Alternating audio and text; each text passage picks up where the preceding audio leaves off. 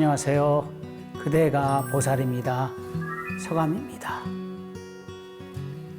사고는 무섭습니다. 제일 고통스러운 것 같아요. 특히 산에서 홀로 지내다가 사고를 다치거나 재난을 만날 때는 더욱 고통스럽고 아프기도 하고 서럽죠. 혼자 있다는 그 무서움이 밀려와서 또 서럽게 울기도 하지요. 나를 위로해 줄 사람이 필요합니다. 그러나 정막강산에 그 누구도 찾아오지 않죠. 그때 그 전에 어렴풋이 들었던 관세음보살이 떠올립니다. 그래서 관세음보살을 부릅니다. 크게 부르기도 하고 간절히 부르기도 하고 또 서럽게 부르기도 합니다. 그러면 첫째, 그 지독한 외로움이 사라지고요. 두 번째, 나에게도 기적이 다가옵니다. 서감 스님의 그대가 보살입니다는 가능경을 바탕으로 관세음보살이 전하는 메시지를 함께 배우고 되새기는 시간입니다. 오늘도 관세음보살의 가르침 속으로 들어가 보겠습니다.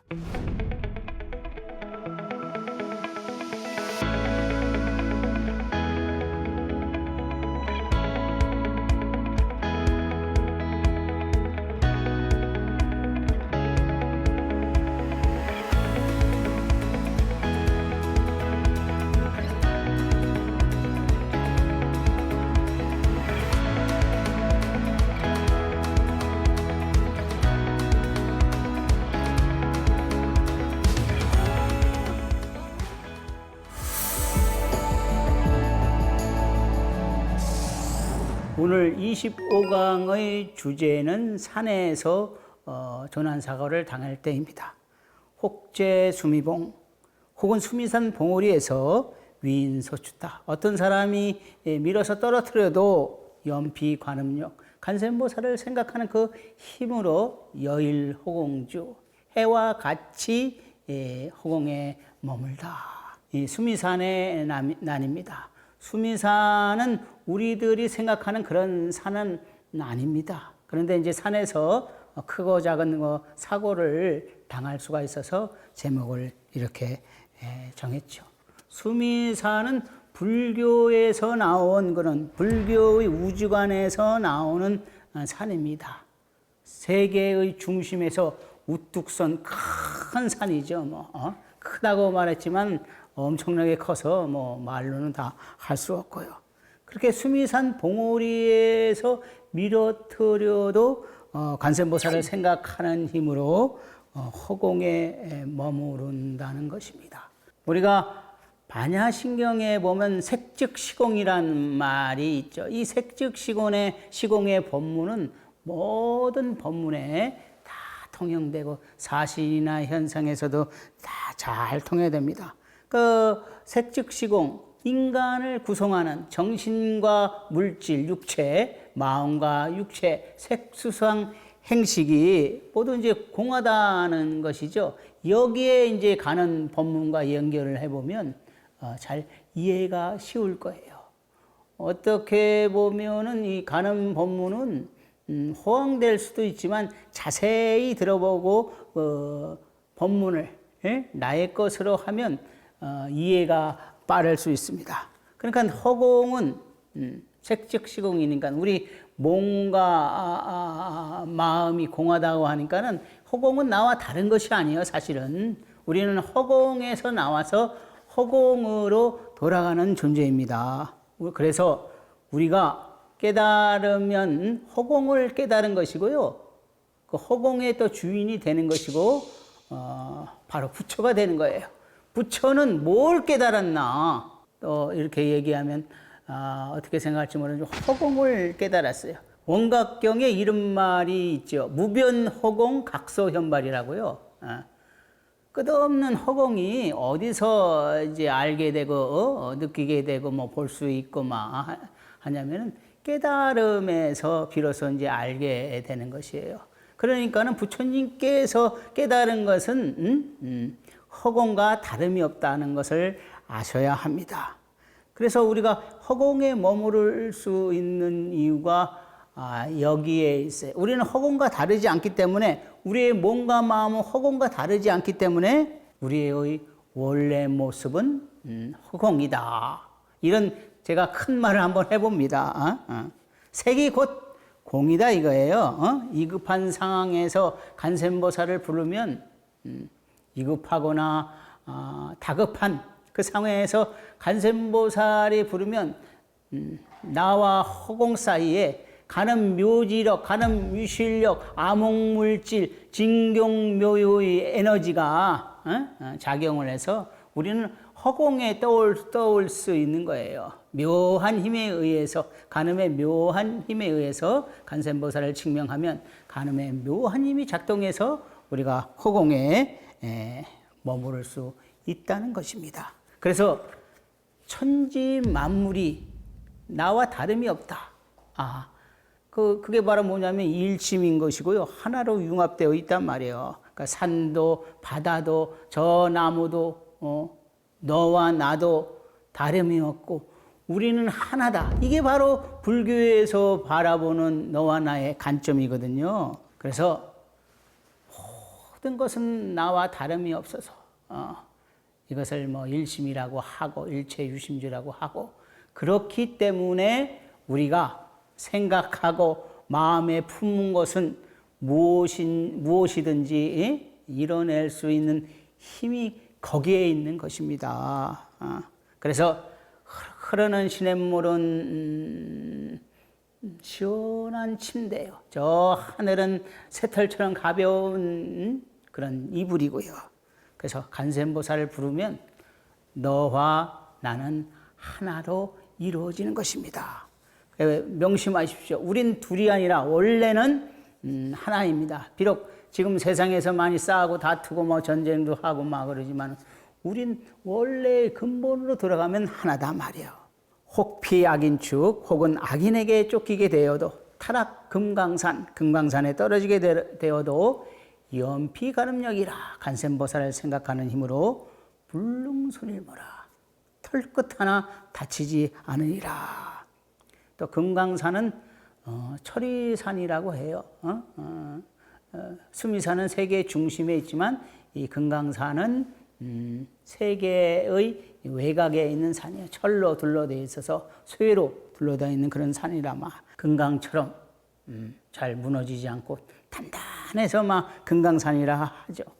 이처럼 금강산은 단단하고 무너지지 않는 산이지만은 우리에게도 단단하고 무너지지 않는 것이 있어요. 그것이 뭐냐면 이제 아상이죠. 아상이라고 그러죠. 나의 강한 이기심이라고 또 할 수도 있고요. 이 금강산처럼 무너지도 않아요.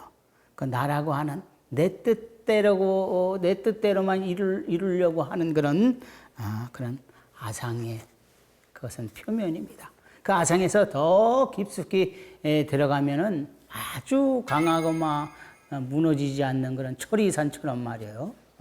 그런 산이 하나 나오는데 그것이 뭐냐면 이제 아상산이죠. 이 아상산을 무너뜨려야 이 아상이 무너지거든요. 겉에 있는 아상을 자꾸 무너뜨리려고 해도 이것은 다시 재발이 된다. 그러나 이 아상산을 무너뜨리면 이제 아상이 죽게 되는 것이죠. 그럼 이 아상산을 어떻게 무너뜨리냐? 이 아상산은 워낙 견고해서 견고해 철이산처럼 단단하고 그래서 어떻게 무너뜨릴 수가 없어요. 어떻게 녹여낼 수가 없단 말이에요.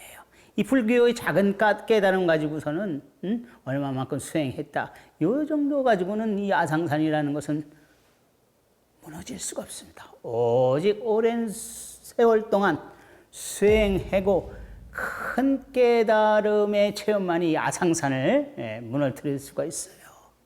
이 아상산이 무너지면 어떻게 하냐? 날이 좋은 날이단 말이야. 흥얼대며 이 세상이 내 것인 양 시원한 계곡물은 물침되고 하늘은 가벼운 이불처럼 말이야. 시원하고 기분 좋은 행복한 나날을 먹고 사는 겁니다. 그래서 아상산을 무너뜨리면 나날이 태평가를 부르면서 사는 것입니다. 여기에서 한번 이야기 한 편을 소개해 보겠습니다. 이 정념 스님은 옛날 스님인데요. 속리산 법주사, 수정암 금강산 득도함 법기암에서 오랫동안 수행한 비구니 스님입니다. 참선 수행도 잘했지만 간음신앙이 돈독해서 항상 관세음보살을 부르면서 지냈습니다. 이 성격도 마음씨도 자비롭고 또 인자하면서 진취적인 성격이어서 절의 이 화주승으로서 많은 활약을 한 스님입니다. 1930년 어느 날 스님이 외금강 신계사 법기암을 떠나서 유좀사로 가는 길에 이 산길은 좀 험한 산길이었어요. 그 산짐승들도 겨우 다니는 그 산길을 바랑 하나 짊어지고서 막 호탕하게 두려움 없이 걸어가고 있었습니다. 두두물물 화하초초가 막 그대로 비로자나 법신이요. 산적적 수잔잔 산은 적적하고 물은 고요와 잔잔하니 그대로가 막 간음진신이로구나. 스님은 그 노래까지 부르면 벼랑길 가는데 바로 그때 막 무심코 디든 발이 막 우르르 한거면서 바위돌이와 함께 무너져 내려서 아래로 천길만길 그 낭떠러지로 떨어졌습니다. 그 아래는 진짜 천길만길 낭떠러졌는데 벼랑 끝으로 늘어진 그런 식렁쿨을 잡아보려 했지만 허서였습니다. 추락이 마치 꿈결처럼 느껴졌지요. 스님이 이제 떨어지면서 한순간에 막 열반치고는 참 먼지 하나 남지 않겠구나. 그런데 그때였어요. 계곡 아래의 푸른 늪이 어찌된 일인지 스님의 눈에는 붉은 연꽃처럼 보였습니다. 그런데 그 늪 위를 백의 관세음보살이 밟고 지나가는 거죠. 순간 스님의 몸이 물고 있는 웅덩이에 막 털썩하고 떨어졌어요. 근데 물은 또 깊지 않고 옷만 적셨을 뿐 일어나서 보니까는 뭐 다친 것은 하나도 없었어요. 스님은 또 초연스럽게 일어나가지고서 물을 툭툭 털어내고만 다시 관세음보살을 부르면서 유좀사로 걸어갔습니다. 이 본문대로 말이에요. 금강산에 떨어지더라도 털끝 하나도 다치지 않으리가 된 셈입니다. 제가 출가해서 얼마 안 돼서 장애에 좀 빠져가지고서 누워만 있었어요. 그때 이러면 안 되겠다고 하는 그런 생각이 들더라고요. 그래서 이제 이렇게 몸을 일으켜서 찾아가려고 한 곳이 막 봉정암이었습니다. 설악산 봉정암. 거기 가서 좀 기도 좀 하고 싶었죠. 아는 스님도 거기 계셔서 그래서 설악산 봉정암으로 발길을 옮겼습니다. 봉정암을 가려면 백담사를 이제 거쳐서 가야 되는데 그 도착한 시간이 늦은 오후 저녁 때라 버스가 백담사로 들어가는 버스가 끊겼어요. 그래서 이제 깜깜한 이제 저녁 때 밤중에 이제 백담사로 이제 혼자 걸어갑니다. 바랑을 짊어지고 화화초초 하면서 말이요. 그대로 그 정념 스님께서 말씀하신 그런 고요함을 즐기면서 막 그대로가 막 여기가 간음진신이구나 하면서 막 지금 생각해 보면 좀 오싹했죠. 그때 뭐 산짐승 뭐 이런 것들이 뭐 멧돼지가 나와서 해칠 수도 있고 그때는 하나도 무섭지가 않고 막 흥얼거리면서 백담사로 들어가는 버스 정류장에서부터 백담사까지 껌껌한 거 들어갔어요. 그래서 백담사에 도착하니까 진짜 껌껌하더라고요. 그 소임자 스님을 찾았는데 소임자 스님이 계셔가지고 저한테 이러더라. 이 어두운 길을 어떻게 오셨냐고 하면서 이제 방을 내뒀죠. 새벽에 이제 예보를 보고 아침 공양을 하고서 아침 공양이 뭐 많이도 먹지 못했고 간단하게 먹고 나왔습니다. 그리고 나서 이제 그 백담사에서 이제 봉정암을 올라가는 것이죠. 그 당시만에 지금은 백담사에서 봉정암 올라가는 길이 많이 닦여 있어서 올라가기도 쉬웠지만 그 당시에는 좀 어려웠어요. 그런데 이 설악산 그 백담사에서 봉정암 올라가는 길이 참 좋잖아요. 자연 구경도 하고 좋으면서 이제 갔는데, 지금 생각해 보니까 3분의 1 정도 갔는데, 그때부터 이제 힘이 들었던 거예요. 힘이 많이 들더라고. 탈진이 온 거예요, 탈진. 그동안 먹지 못하고. 그래서 뭐 아침도 그냥 조금 먹고 운동도 없고 그냥 누워만 지내다가 산행을 하니까 3분의 1 지점에서 탈진이 되더라고요. 그래도 어떻게 했습니까? 가려고 해서 기도하려고 하는데 그냥 기어 올라갔지요. 너무 힘들면 계곡에 내려가 가지고서 설악산 계곡물이 깨끗하죠. 계곡에 가서 물도 먹고 좀 쉬었다가 또 기어 올라가고 또 걸어서 올라가다가 힘들면 계곡에 내려와서 계곡물을 마시면서 그렇게 올라갔어요. 그래서 거진 한 2분의 1 정도 오니까는 앞을 보니까 까마득하고 뒤를 보니까 또 내려가려 하니까 까마득하더라고. 여기서는 어떻게 할 수가 없어요. 어떻게 할 수가 없는가 뭐냐면은 이제 올라가야죠. 어떻게 기어서 올라가든지 뭐 어떻게 올라가든지 올라가야죠. 올라가려고 하는데 이게 도저히 탈진이 돼가지고서 내 힘대로 이게 안 되더라고요. 그래서 이제 큰 소나무 밑에서 누워 있었어요. 그런데 어디서 날아온지 모르는 까마귀 한 마리가 그 소나무에서 나를 내려다보고 있더라고요. 그러니까 그때 생각에는 내가 목숨이 끊어지면 이 까마귀가 나를 먹으러 왔구나 하는 생각이었어요. 그런데 이제 나중에 지금 생각해 보면 그게 이제 수호신이었지, 일종의 수호신. 그러면서 그 까마귀가 이 나무 옮겨가고 저 나무 옮겨가면서 깍깍깍깍 하면서 막 나를 바라보고 쳐다보고 있었어요. 그 중간 탁 지점 같은데 도저히 어떻게 할 수 없어. 내려가서 물을 먹고 다시 올라와도 막 힘을 못 쓰고 이 기어가려고 해도 기어갈 수 있는 힘이 없고 딱 중간 지점에 참 애매하더라고요. 그런데 그때 이제 남자분이 배낭을 짊어지고서 젊은 분이었어요. 그렇게 젊지도 않지만 올라오는 거예요. 그때 창피한 게 뭐겠습니까? 아유, 나 지금 배고파 죽겠습니다. 먹을 거 있으면 조금만 나눠주십시오. 하니까는 그 가방에서 빵을 하나 주더라고요. 식빵인데 그 안에 많이 들어있지도 않았어요.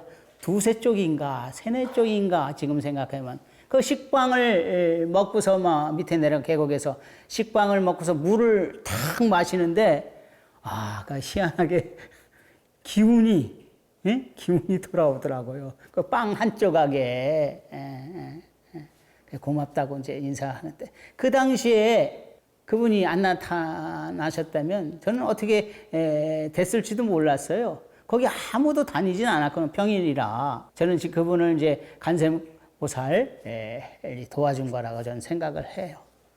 간세보살 화신이라고 생각했습니다. 그때부터 이제 제가 이제 그 전에서부터 했지만 간음신앙, 간음수행을 해왔기 때문에 그 내가 힘들고 어려울 때는 항상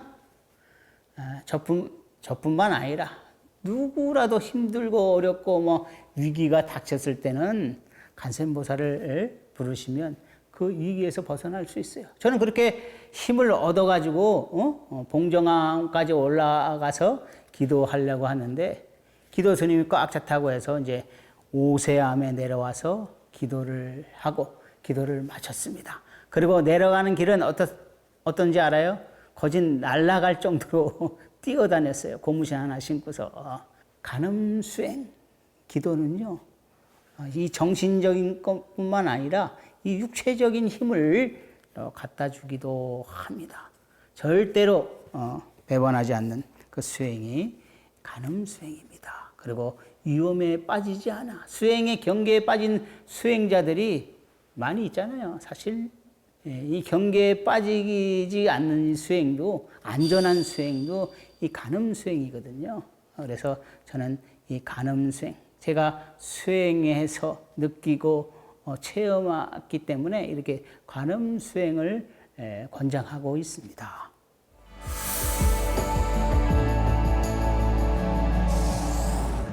(25강에서는) 산에서 조난사고를 당할 때라는 주제로 말씀드렸습니다.